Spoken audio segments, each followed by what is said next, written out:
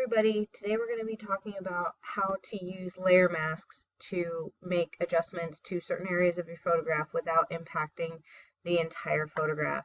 Say that you have a beautiful picture of a flower, but in your flower looks really nice, but your background is way too bright, and you need to bring it down. You don't want to adjust brightness and contrast for the whole photograph, because that would make your flower way too dark if you brought it down for the entire photograph.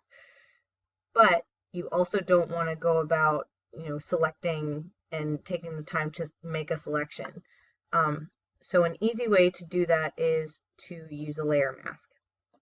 So I've gone ahead and made a copy of my background. I've duplicated my background copy, and I'm going to say that my background was way too bright. Like I said, I'm going to click on my quick adjustments palette.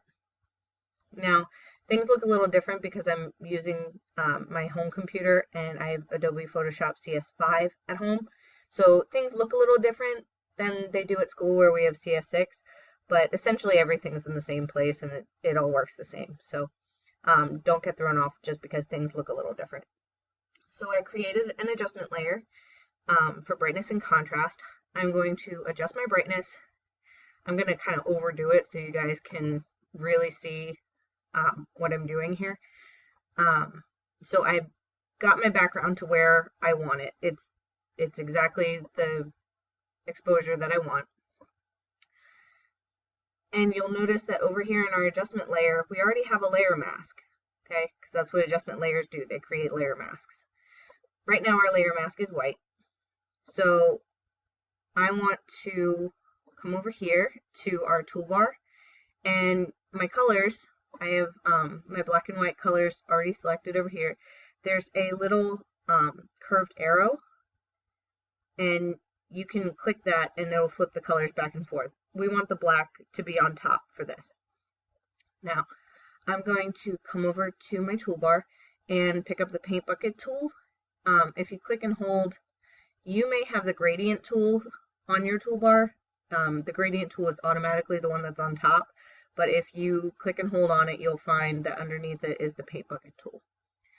Come over to your photograph and just kind of click anywhere, and you'll notice that our layer mask is now black, and the changes that we made are no longer visible. I'm going to get my paintbrush, and I've got a pretty big brush right here. If your brush is small, you can use your bracket keys to adjust your size. Remember, your bracket keys are the square parentheses that are right above the enter key on your keyboard. Now, I want to paint certain areas of my layer mask to create my change. So I'm going to come back to my colors. I'm going to flip them back so that the white is on top. And essentially, all I'm going to be doing is painting white anywhere that I want to be masked. So right now it's black, you'll see. Once I start painting, I'm painting my background. I want it to be nice and dark, and my flower is going to be nice and bright and pretty. Okay, you'll notice that anywhere I painted, my layer mask thumbnail is now white. So I'm going to just continue along with this. And there you go. So you can use this for really any change that you're doing, any adjustment that you make. Say that you accidentally catch too much of your sunflower, like, oh gosh, I got too much on my sunflower, I don't want that there. You can just come back to your colors, flip it back to black, and paint that area black, and that will get rid of it. Like I said before, this is good for areas that are kind of just general areas that you don't need a specific outline. If you do need a specific outline, you need to go ahead and use the selecting tools that I talked about in our last tutorial, and use those to actually highlight the object that you want to change, and use those if you need a specific outline. This is good for general areas, like, for example, like what we just did, making our background darker without changing our main subject area. Remember to always flatten your image when you are ready to save it. So that's about it. What I would like you guys to do is play around with making changes using layer masks, and when you're finished, you should have something that looks a little bit like this. Okay, yours may be different. You may have made other changes, and that's fine.